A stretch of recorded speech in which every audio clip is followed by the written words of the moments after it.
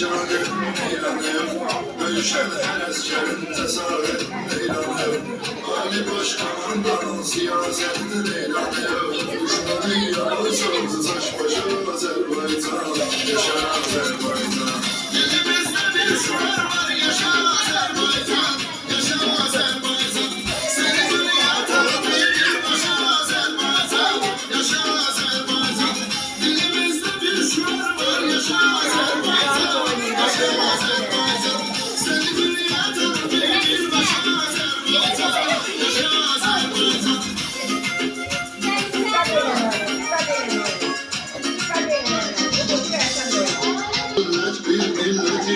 Sorumuz yok. Nasıl bir devletimse bizim kimi yolumuz yok.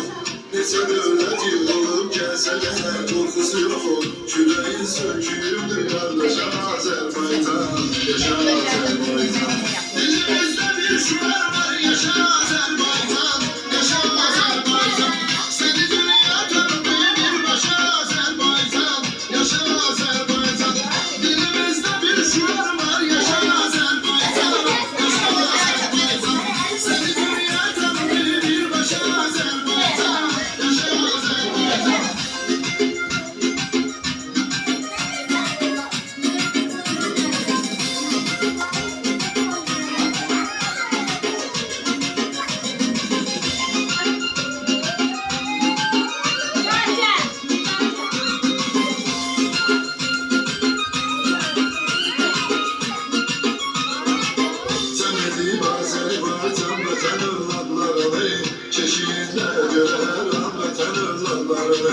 Vatan uğrunda gören can vatan oğlanlarını Kızıl herifle yazır yaddaşa Azerbaycan.